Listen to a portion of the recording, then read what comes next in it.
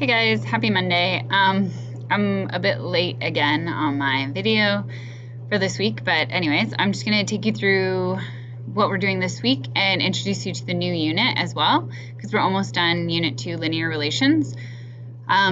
So let's turn this camera around and we'll start looking at the site. Okay, so here's our site, our course site. Remember to always check the activity feed first. So on Friday, I gave you like here's what you need to get done. So just a quick reminder, things that you need to hand in from Unit 2 are the data collection assignment, which has been marked, although a few people handed theirs in late, so I got to still mark those. Number 2, the making connections assignment, where you had to create 3 scatter plots, 2 by hand and 1 using technology, talk about correlation, do lines of best fit, and answer some questions in a table. Those have been marked as well.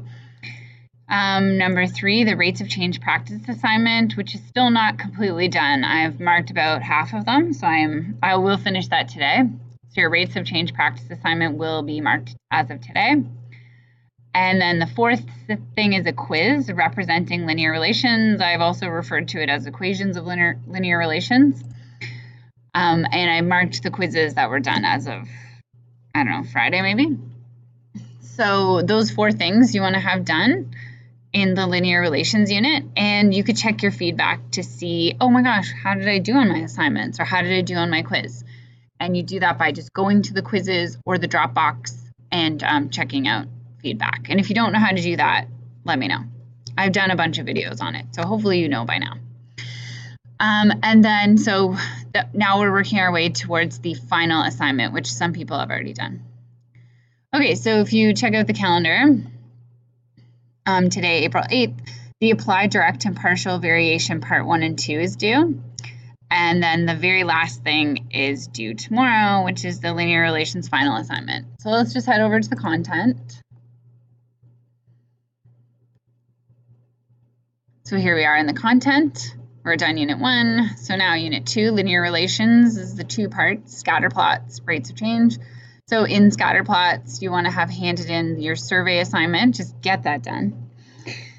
And you're making conclusions, which, oh my goodness, I keep referring to it, I think, as making connections. I don't know. But anyways, making conclusions assignment, which is the 3 scatter plots one. So you want to have both of those done.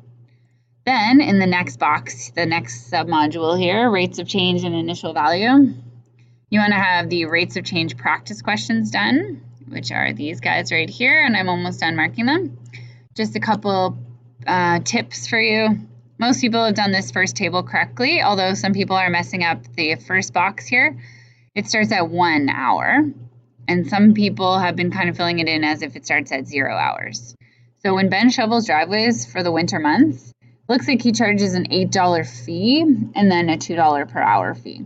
So even if I guess he doesn't work at all, he could still earn $8, I guess. So if he works for 1 hour, he's getting the $2 per hour, plus he's getting his $8 fee that he charges. So then your first box here, it should be 10, right? Because 2 times 1 is 2, plus 8 would be 10. So some people have just made an error with that. Okay, and then in section 2 here, we've got 3 situations, and we have to figure out if they're linear or nonlinear.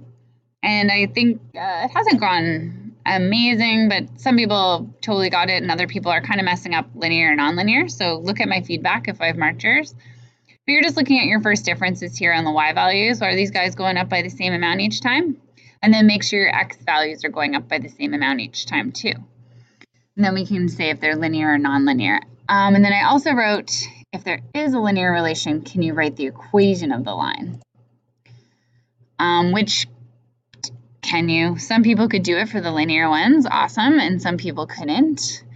Some people were finding it hard to do if, you know how like this one gives you the y-intercept, because when x is 0, y is 2, so you know that the y-intercept is 2, or the initial value. But say situation 1 here doesn't give you that information, so you'd have to go find it yourself, which is a little trickier. So I also said if you're unable to write the equation, state what further information is required. So give this guy a try if you haven't yet, and submit it to the appropriate Dropbox, which apparently is called Investigating Linear Relations. I'm sorry about the titles of everything. To be honest, I didn't make this unit. I've just been kind of like improving things here and there, and I've missed so many things, so I'm working on it. Okay, equations of linear relations quiz. So this one's a quiz, and I mentioned before that there was a problem with, I think it was question 4, where the answer wasn't actually there, so you just have to pick the closest answer. So, yeah, give that guy a try. And then the thing that you want to make sure you do a really awesome job on is not due till tomorrow, but even if you take till the end of the week to do it, that's totally fine. So that's this guy, the final assignment. So it does say it's due tomorrow, but please, if you got to spend the rest of the week on it, that is totally fine. And you need to submit it to the Linear Relations Final Assignment Dropbox. And what it is a question about 2 different scenarios, a partial and a direct. So the cost to attend special events depends on whether you purchase this discount card. So it's less of an opinion question. Think of it more mathematically. But option A, the student buys a discount card. So they're spending that $10 to buy the card. So now they get to go to things for $5 per event. So their initial cost is going to be $10, and then their cost per event is $5. Option B, they're not going to buy that discount card, and they're just going to pay $7.50 per event. So you need to graph the relationship between option A and B, and you need to graph it by hand. You're not graphing too much by technology, unfortunately. It's just because in the grade 9 academic math curriculum, it says that you need to graph a lot of stuff by hand, so we have to graph this one by hand. Then you need to state whether each option's partial or direct variation, and you need to determine the conditions under which a student at Lowell or whatever high school should choose each option, and be specific. So in the past, some people are like, I would just always pick option A because then you got more flexibility. Well, it's not really an opinion question. It's super mathematical. Think of it like that. So when would it be the cheapest to buy, to go with option A or B? Like, that's how you want to think of it. And these are questions that are similar to EQAO questions. And EQAO bases it all on cost. So like, you want to pay the least amount of money. So you determine exactly when it will cost you the least amount of money. So I would just caution you on B, you want to be as specific as possible or you're going to lose some marks there. So if you've already handed this in and you're like, ooh, I wasn't very specific, just delete it and re-hand it in. So I'm just giving you a warning. If you say like, if they go to a couple events, they should pick option whatever. But if they go to a lot, they should pick option A. Don't word it like that. Be super, super specific. How many events do they need to go to for option A to be worth it? So that's just my caution. B needs to be specific and justified. So if you want to get a perfect mark on this, or a really good mark, answer the questions very thoroughly. Okay, so that's my advice to you. And that will wrap up Unit 2, Linear Relations. Which brings us to Unit 3, which will open up hopefully tomorrow. Still trying to make sure I haven't made 100,000 mistakes here. Okay, so Unit 3, just to give you a preview, is Analytic Geometry, which is just a continuation of linear relations. So we're just going to do more graphing and more equations and just get a little more detailed in our equations. And how this unit is organized is by activity. I'm sorry if that's not okay, but that's what it looks like. So it's called Activity 1, Activity 1, Activity 1, Activity 1. And Activity 1 is all about linear versus nonlinear. And there's like 3 things for you to do and then a practice assignment. Then we move on to Activity 2, which is slope. And then there's like a couple of content pages and then a practice assignment. And then Activity 3, which is making connections. And then there's an assignment. Activity 4, which is graphing. Activity 5, finding equations of lines. Activity 6 is parallel perpendicular lines. Activity 7 is applications of linear relations. And Activity 8, the final one, is the intersection of 2 or more lines. And then we have a final assignment to do. So Unit 3 is more broken up by, I guess they're called activities. So there's 8 different topics in Unit 3 and a final assignment to complete. And that will take us till definitely the end of April. So the rest of this month and potentially the first week of May for Unit 3. And then we just have 2 units left, which are measurement and geometry, which will fill up our whole month of May. And I said I was going to open up the EQAO stuff. Did I? Yeah, okay, I did. Okay, so just to talk about this module, what conditions do you have to meet? Orientation quiz. Okay, we're good. Okay, so I opened up another module called EQAO Practice. And just if you're like, oh, I've been done Unit 2 forever and I'm bored, what you can do is some of this stuff. So the second thing here, Academic Math EQAO 2015, you can try these questions and I'll post up the answers later. So you can just practice any of these questions. There's a whole bunch of multiple choice questions. You can try them for practice and I'll get the answers up soon. Or if you would like, you can try the EQAO slides. And how that works is, let me just open up this link. It's a Google Slides presentation, and you just choose a question to complete.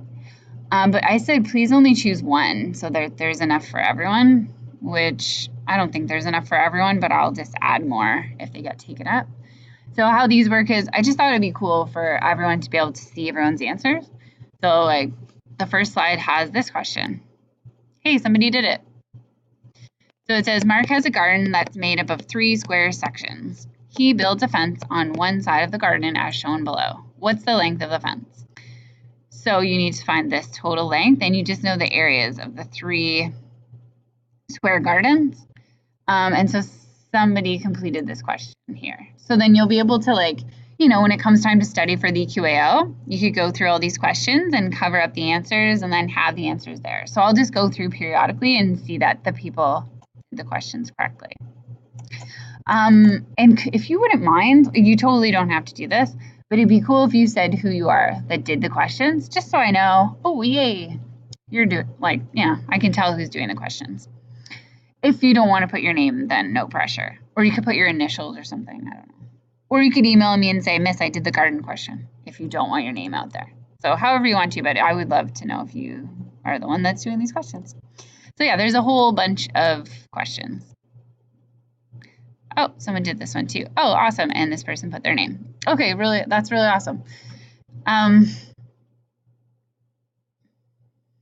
this is a cool question because it's kind of similar to the linear relations final assignment. So you can kind of see like what this person's summary was for when should they choose each option. And just another comment, see, someone did this one too. Oh, you guys are awesome. So if you don't have enough room on the slide to complete the question, you can always add another slide too and just like say I wanted to do this cone question but not have enough space. And I wanted to say like, just add a text box. I could say like question completed on next slide by Ms. Schmidt. And then I can complete the question on the next slide just so someone knows, oh, this question's been done. Okay, so that's how that works. We'll see how that goes, but I thought it would be kind of a different idea. Okay, so that's some EQAO practice if you want. And the only other thing that you guys could be working on is the, where is it? Did I miss it? Sorry. Enriched problems. So if you feel like it. The latest one was the Matho probability question. And you just post your solutions to a discussion board.